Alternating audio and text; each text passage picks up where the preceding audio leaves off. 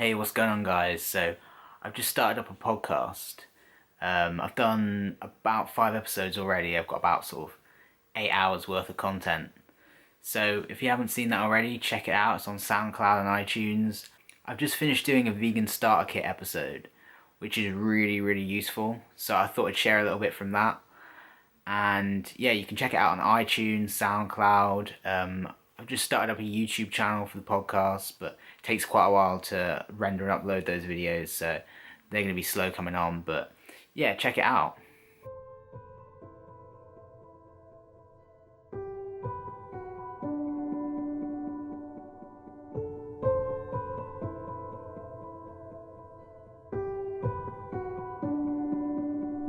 Hello, welcome to another Vegan Activist podcast. This one's going to be quite a special one. I've been thinking about doing something like this for a while. I wanted to do it as a video, but then I realised that it would take way too much time to sort of edit, with the visuals and everything. So I thought as a podcast I can put, as much detail as I want into it without having to worry about too much editing. So yeah, I get a lot of people message me saying, I've just gone vegan, or I really want to go vegan, but there's just a few little obstacles I'm a bit worried about. I'm not really sure, and everyone's scared because they don't know everything, and they're scared to just dive in and face all the challenges. So I thought I'd go through all the sort of major obstacles, all the little things, just go through, food to buy, little things like clothing, and help shepherd you through the process. Yeah, I mean, this is the sort of thing that I wish existed back when I first went vegan, like almost 3 years ago. I had to sort of figure it all out and make a lot of mistakes, but hopefully, if you're new to veganism, this can give you a bit of sort of more of an insight to sort of give you a head start and everything. There's a website called vegankit.com, which is a really good little vegan starter kit that has a lot of really useful information. But I think the problem I found with it is that no one really wants to sit and read through all the information and, actually use the kit, to its full potential. And I think that just, having something you can listen to in, say, like an hour is a lot more accessible for, people that are a bit confused by a lot of things. So I thought I'd just break it down. So yeah, I just thought I'd start with the whole why vegan. Like, if you're listening to this, obviously you're interested in veganism. I don't know how far along you are. You might be vegetarian. You might, someone might have just mentioned the word and sort of sent this to you. And, you're just a bit curious. So you thought, I'll give it a go. I'm not going to sit, because I could sit for hours explaining why you should be vegan, why it's the right thing to do. But, none of us really want to harm animals. We don't need to harm animals for our health. Animal agriculture is really bad for the environment. Animal products have been proven by people like Dr. Greger to be, really quite bad for our health. When you look at like the cancers and heart disease and type 2 diabetes and things like that. So there's no real logical reason for us to continue eating animal products. It's something that, we've been doing for a very long time. It's become a tradition and a habit, and maybe you could say an unhealthy addiction, just like cigarette smoking and things like that. And, we're all just sort of tied to this tradition. And some people just say, I don't want to do that. And, veganism is growing. It's starting to be something that, it's cool to do. Because it is the right thing to do. And it is just getting easier and easier. So, I mean, if you want to find out more about the reasons why you should be vegan, I have a little video on my channel called Why Vegan. It's a non-graphic little video. It's just a little compilation of some speeches and little interviews and talks and things. It's a quite nice little introduction to the whole thing. So definitely give that a little watch if you haven't seen it yet. And if you're just curious. And there's a few like good talks that I've included in that and that I just generally recommend. There's a video called 101 Reasons to be Vegan from a speaker called James Wildman. It's really good, like very rational, logical talk. He just sort of talks you through all the reasons. That's always a really good watch. There's a short one from a guy called Philip Wallen, who in about 10 minutes at this big debate, he just sums it all up in a really sort of eloquent way. That's definitely worth watching. Philip Wallen, Animals Must Be Off the Menu. And thinking of the others, there's one from Emily at Bite Size Vegan called This Speech Will Change How You See Everything, I think. And yeah, in about half an hour, she just goes through it all so calmly, so passionately. And yeah, that's a really, really good watch. And the thing that really got me really thinking about it all was a speech from Gary Rofsky from 2013 lecture at a place called Georgia Tech in America. And he did this speech, and it's gone really, really viral. It's genuinely changed a lot of people. Probably millions of people have been exposed to that message. Yeah, so definitely give Gary Rofsky's speech a watch. It changed my life. It's helped a lot of people make the connection. He's a really passionate guy. And yeah, I mean, I'll leave a link to that one, so if you want to check it out. But I mean, there are hundreds and hundreds of videos that will, convince you in different ways. I've got one on my channel called Why Vegetarians Should Go Vegan, which sort of goes through all the milk and dairy and eggs. And, if there are any little things you're a bit worried about, like, what's wrong with dairy, cows need to be milked. I've got a little video like, why dairy's bad for you, or dairy industry in 60 seconds. It just sort of sums up what's going on. The fact that we have to take baby calves away from their mothers so that we can take the milk and sell it. And then we have to kill the babies because what else are we going to do with them? And they kill them for veal. So, people think that dairy and eggs don't cause any, they don't kill any animals. But, once you really look into it, you realize that indirectly, it's causing, millions of chicks to be ground up alive, after a few days old, after they're hatched, because males aren't useful for the egg industry. So they just kill them, grind them up, suffocate them, do things like that. And people don't think about that, but that's, there are serious consequences to, the animal products that we, we've all been taught that are, okay to use.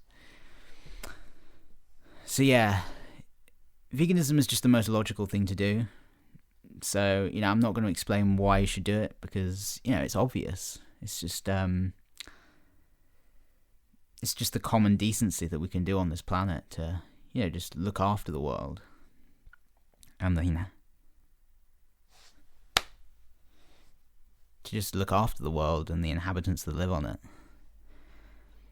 So yeah, I mean, the common pitfalls, I think one of the most common ones that I see is perfectionism. This is why people are so scared to dive into veganism, and they do the whole transitioning thing. They get trapped in the whole transitioning trap where they're like vegetarian or pescatarian or like vegan mostly, but they occasionally eat things. And it's just because they're scared of committing to something. They're scared of just diving in and saying, I could make a mistake, but I'm still going to go for this, and it doesn't matter. I'll just learn and build from there. I'll ask questions. I'll probably look like an idiot if I ask someone, but I'll just go with it. And most people they just lead by fear, and everything they do in their life is driven by this sort of fear to not be judged and to not make mistakes. And I think one of the key things to getting through this is just to accept that everyone makes mistakes. It's okay to mess up. And yeah, just learn to love the mistakes and love the process of growing. And, just like figuring it all out. So basically just accept, it's great to dive in, just like be vegan overnight, do it now. But it's okay to go to the supermarket, buy a product like a biscuit or something, and then realize it's got milk powder in afterwards, and you've already eaten a few, and you're tearing your hair out going, I can never be vegan because, I can't even get this right. And you figure it out after a few weeks. It just gets so much easier. It's always going to be a challenging first few weeks where you figure out that like milk powder's in everything, and that there's eggs in the corn that you thought was vegan, and all these little things. And yeah, the process of figuring it all out is quite fun. You can look at it in two ways. You can look at it in like, this is just going to be so hard and I'm going to make all these mistakes. Or you can be like, this is a fun challenge and I get to, look at all these labels and just like see what's going on. Because it is really interesting. You learn a lot through being vegan without even really realizing. you sit down and think about nutrition for the first time, and everyone's like, whoa, like I didn't realize we needed this amount of protein, and it's not that much. People who are like also worried about just messing up on the nutrient side, but just use Chronometer. There's a website called Chronometer, and just keep track on that. And it doesn't matter if you don't get enough iodine for the first couple of days of being vegan, you're not going to die. You can sort out how to be like really super healthy and get all your every single nutrient and thrive after you've been vegan for a few weeks. Like when I first went vegan, I was eating like beans on toast and jam sandwiches and peanut butter on like rice cakes and like just stuff like that, just like figuring it all out. And it probably wasn't the healthiest thing to do, but I didn't die. You can catch up on like if you don't get enough zinc or something in the long term, just through figuring it all out and working it out. And it doesn't our bodies are really clever, and we're not going to just stop functioning and just like die suddenly from not getting enough of a certain nutrient. It's really, really just simple, as long as you just eat loads and loads of fruits and vegetables and just sort of eat a colourful diet, maybe do a little bit of research about things like B12 and vitamin D, stuff like that. Then you just kind of figure it all out, and yeah, you got nothing to worry about in terms of nutrients. It's a lot of people really, really over worry about that. They're like, oh no, it's been a day and I feel slightly dizzy, and I think I'm calcium deficient or iron deficient or protein deficient or zinc deficient, iodine deficient, or some of the other like obscure ones, vitamin K2 deficient, or what's the other ones? I'm lysine deficient. It's a amino acid, lysine. I think it's lysine. Is that the one everyone's moaning about? I don't know. It's all it's a bit sad that people are worrying so much about something that they don't need to worry about. But yeah, I mean, one thing that really is something to focus on is focusing on not under-eating, because this is the like number one most common obstacles, pitfalls that people make, which genuinely makes them stop being vegan, because they're still figuring it out, they're still connecting with the ethics, and they haven't really educated themselves on what to eat and how much to eat, because plant foods are a lot less calorically dense than animal products. So you can eat like a cheeseburger that's like 6 bitefuls, num num num, it's gone, and that could be something like 500 calories. But if you eat, say 6 bitefuls of bananas or something, that's like like a really small portion. You need to eat like 6 bananas to have the same amount, and there's a lot more fiber in plant food, so it fills you up and makes you feel a lot more satiated a lot more quickly. So it's really easy for people to be like, oh yeah, I've just eaten a bowl full of lettuce and cucumber and tomatoes and chickpeas, and that's like 200 calories, and they're like, oh yeah, I feel really full now, that's a good lunch, I'm being vegan and I'm being healthy. And then like an hour later they feel really hungry, and they're like, oh, but I had such a big lunch, when in reality they just weren't getting the calorie dense stuff in. And I mean, the way of getting over that is just to sit down and get some staples, and I'll talk about that in a bit when I talk about food and stuff to get, but just things like potatoes and bananas and dates and raisins and oats, like oatmeal / porridge, depending on where you are in the world. Just like dense fruits like mangoes, rice, pasta, all these like big grains and things that just genuinely fill you up if you have a decent portion of them, and just like learn to have a little bit more. And I mean, some people worry about like, oh, I'm gonna get fat if I eat like a bit more lettuce, and just like, you're gonna be a lot healthier in the long term. So just don't obsess too much about gaining weight or whatever. And I mean, if you do, just think about it like the animals don't even care, and you're helping the planet, you're helping the animals, and if you gain a couple of pounds, like in the grand scheme of things, what is that?